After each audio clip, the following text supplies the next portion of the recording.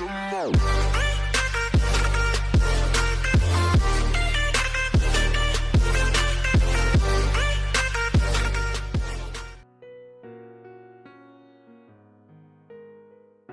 warahmatullahi wabarakatuh. Semangat pagi anak-anakku. Bertemu lagi dengan Bu Rini. Yang kemarin kita sudah bertemu dalam masa orientasi pelajaran. Sekarang kita sudah masuk ke proses pembelajaran atau kegiatan belajar mengajar.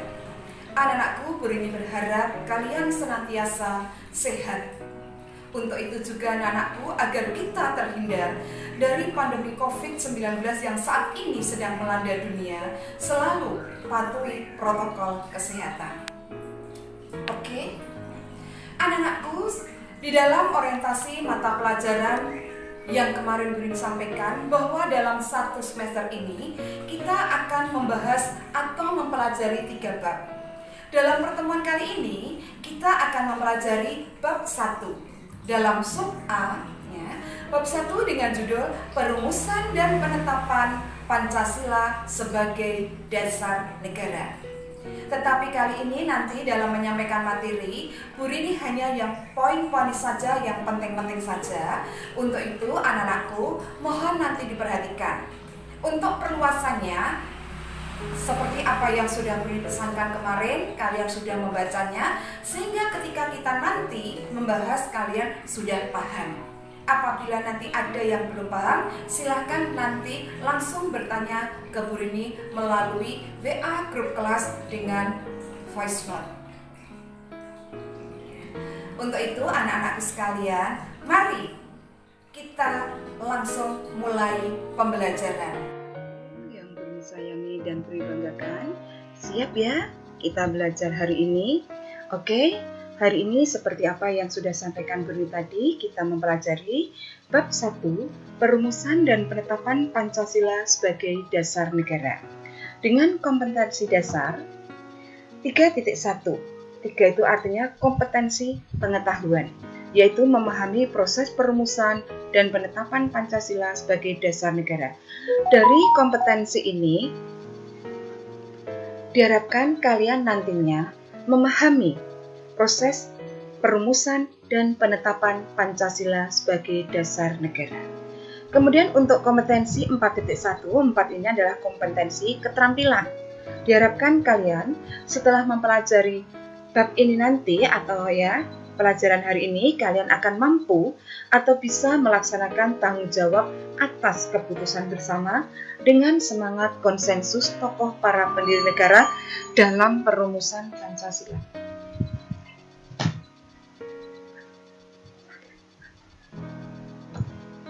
Nah, anak-anakku, tentunya kalian tidak asing lagi dengan gambar ini. Ini adalah gambar lambang kedaulatan negara kita, sang merah putih atau bendera merah putih. Kemudian ini adalah lambang negara kita, ya. Lambang negara kita adalah Garuda Pancasila. Jangan sampai keliru. Saya tegaskan, lambang negara kita atau lambang negara Indonesia adalah Garuda Pancasila. Tentunya kalian semua bisa menyanyikan lagu Garuda Pancasila. Oke, kalian nanti menyanyi sendiri-sendiri di rumah ya. Agar apa? Agar bertambah semangat nasionalisme kita ketika menyanyikan lagu Garuda Pancasila. Begitu pula ini anak-anakku, ini adalah gedung Pancasila.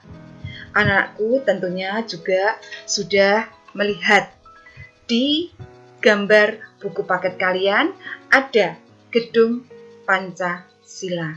Ya, kenapa gedung itu diberi nama Gedung Pancasila, anak-anakku?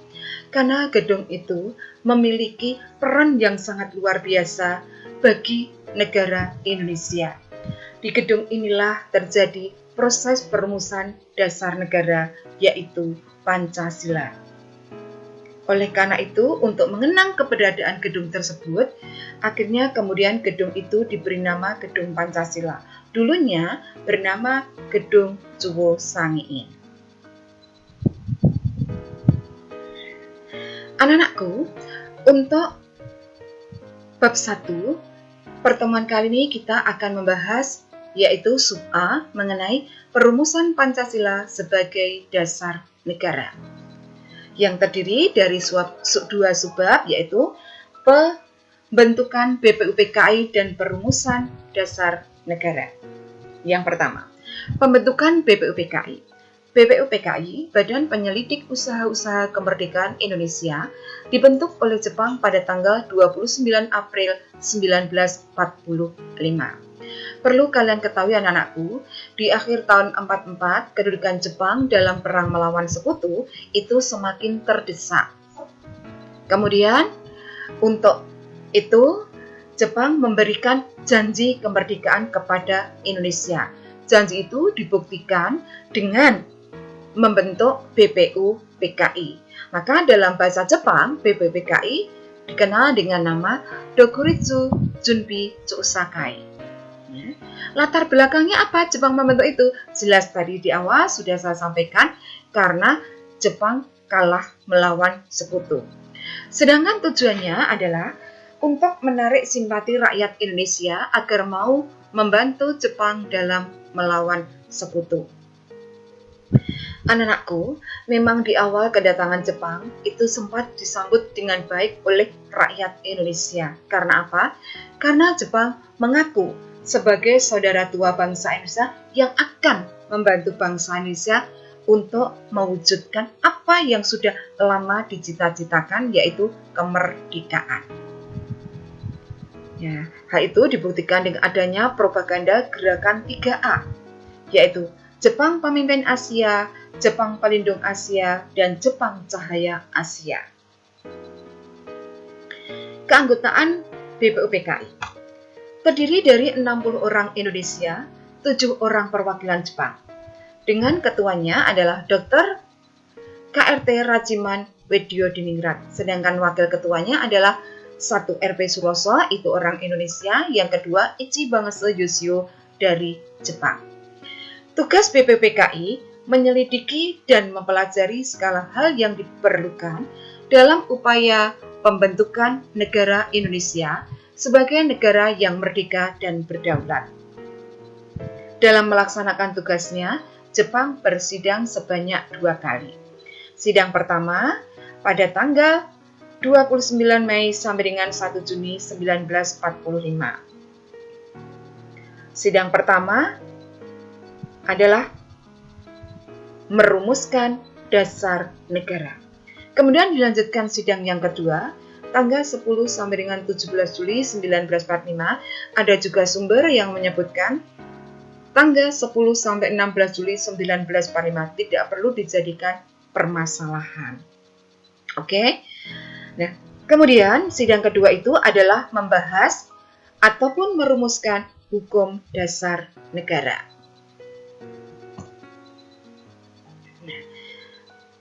Anak-anakku, sekarang kita masuk ke sub yang kedua, perumusan dasar negara. Kalian masih ingat, perumusan dasar negara dilaksanakan oleh BPUPKI dalam sidangnya yang pertama. Dalam sidang pertama, itu sebenarnya banyak usulan dari anggota-anggota, tetapi ada 3 usulan yang dianggap mampu mewadahi dari apa yang diinginkan oleh seluruh bangsa Indonesia, yaitu usulan dari Muhammad Yamin, usulan dari Supomo, dan usulan dari Insinyur Soekarno. Apa saja itu? Kalian tentunya tahu karena sudah membacakan. Oke. Nah, juga sekaligus pada tanggal 1 Juni 1945, Insinyur Soekarno mengusulkan bagaimana jika dasar negara Indonesia itu diberi nama Pancasila. Kemudian, nama Pancasila disetujui oleh para anggota BPUPKI untuk dijadikan nama dasar negara Indonesia kelak ketika sudah merdeka. Anak-anakku, sebelumnya Muhammad Yamin itu pernah mengusulkan rumusan dasar negara sebanyak 2 kali, yaitu secara lisan dan secara tulisan. Ya. Anak-anakku, untuk rumusan dasar negara baik yang disampaikan oleh Muhammad Yamin, kemudian Supomo, dan Insinyur Soekarno itu memiliki perbedaan maupun persamaan. Perbedaannya di mana? Perbedaannya jelas waktu ketika mereka menyampaikan. Yang kedua itu adalah apa? Ini kalimatnya berbeda. Kemudian untuk persamaannya sama-sama yang diusulkan rumusan dasar negara itu ada 5 dasar. Kemudian juga adalah semangat yang menjiwainya.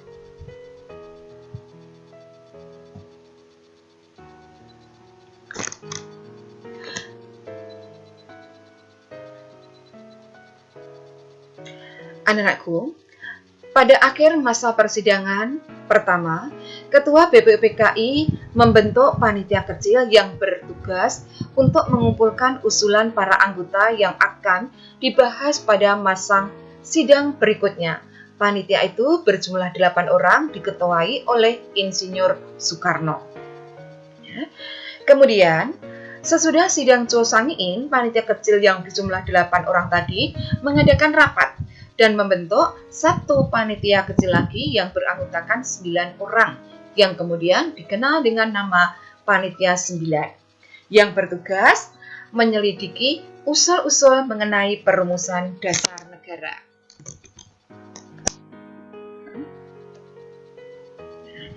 Kemudian pada tanggal 22 Juni 1945, panitia kecil mengadakan rapat di kediaman Insinyur Soekarno. Pada saat itu, panitia kecil berhasil merumuskan atau mencapai kesepakatan tentang rancangan pembukaan hukum dasar yang kemudian dikenal dengan nama Piagam Jakarta atau Jakarta Charter. Setelah rapat berjalan cukup alot, akhirnya disepakati bahwa rumusan konsep dasar negara nantinya adalah rumusan dasar negara yang tercantum dalam rancangan Mukadimah Hukum Dasar. Mukadimah atau Jakarta Charter. Selanjutnya, naskah Mukadimah itu dibawa ke sidang BPUPKI yang kedua pada tanggal 10 sampai dengan 17 Juli 45. Pada tanggal 14 Juli 1945, Mukadimah disepakati oleh BPUPKI. Anak-anakku, rumusan dasar negara yang tercantum dalam naskah Piagam Jakarta tersebut belum fix. Nantinya, naskah itu ada perubahan. Perubahan itu terjadi dalam sidang PPKI yang pertama pada tanggal 18 Agustus 45. Apa yang dirubah? Yang dirubah adalah sila yang pertama. Anak-anakku, kalian bisa membandingkan rumusan dasar negara yang terdapat dalam Mukadimah yang berasal dari Piagam Jakarta dengan nanti rumusan dasar negara yang tercantum di dalam pembukaan Undang-Undang Dasar Negara Republik Indonesia tahun 1945. Jadi sila pertama itu dirubah. Sila pertama dari Mukadimah yang tadinya berbunyi ketuhanan dengan kewajiban menjalankan syariat Islam bagi pemeluk-pemeluknya diubah menjadi ketuhanan yang Maha Esa. Hal itu dilatar belakangi karena ada usulan bahwa saudara-saudara kita yang berasal dari Indonesia Timur utamanya yang beragama non-muslim merasa apabila tidak ada perubahan, mereka merasa tidak dianggap sebagai bagian dari bangsa Indonesia. Oleh karena itu, demi persatuan dan kesatuan, akhirnya kalimat itu diganti dengan nama ketuhanan yang Maha Esa, yang lebih bisa mewadahi antara adanya perbedaan golongan, perbedaan agama, dan sebagainya.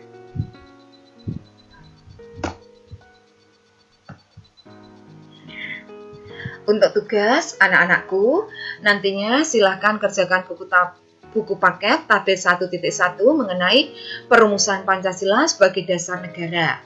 Dikerjakan sesuai dengan buku paket atau bisa juga dibuat tabel, tidak di tabel juga boleh. Monggo Itu ada di halaman 12. Dikumpulkan paling lambat hari Senin tanggal 27 Juli 2020 dengan cara pekerjaan difoto, kemudian diberi identitas, nama, dan nomor absen, kemudian dikirim ke WA grup kelas. Sekian dulu anak-anakku ulasan materi untuk pertemuan kali ini. Ya, ini memang Bu Rini hanya memberikan poin-poinnya. Untuk materi yang lebih luas anak-anakku silahkan bisa mencari dari berbagai sumber selain buku paket, bisa dari buku PR kalian, dari buku-buku relevan yang sesuai dengan kelas 7 kurikulum yang sekarang, kemudian juga bisa kalian browsing dari internet. Nantinya kalau ada pertanyaan silahkan langsung rekam saja di voice note grup kelas, WA grup kelas ya, sehingga kita bisa juga langsung membahas. Jam pelajaran PPKN tetap sesuai dengan jadwal. Karena hari ini Bu Rini kan memang karena tidak bisa semua itu langsung kita habiskan Bu Rini untuk ngomong sendiri, tanpa adanya kita langsung bisa tanya jawab, berbeda dengan di kelas. Oke, saya harap kalian paham. Kalau tidak paham tadi seperti apa, bisa bertanya. Juga mengenai pengumpulan tugas, sudah saya berikan bagaimana akan mendapatkan nilai yang dipilih nilai yang maksimal atau tidak mendapatkan nilai. Itu juga terserah anak-anakku sekalian. Sekian dulu dari Bu Rini. Bila taufiq wal hidayah. Wassalamualaikum warahmatullahi wabarakatuh.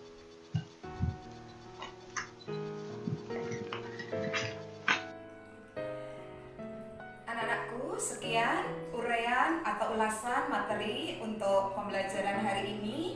Semoga apa yang belum disampaikan kalian semua memahaminya. Untuk nanti sebagai bukti bila kalian itu sudah mengikuti pembelajaran, silakan kalian laksanakan tugas yang belum disampaikan. Tugas ada juga di PowerPoint yang belum disampaikan. Sekian dulu dari Bu Rini, sampai ketemu minggu depan di jadwal yang sama, yaitu jadwal PPKN. Bila taufiq wal hidayah, wassalamualaikum warahmatullahi wabarakatuh. Semangat!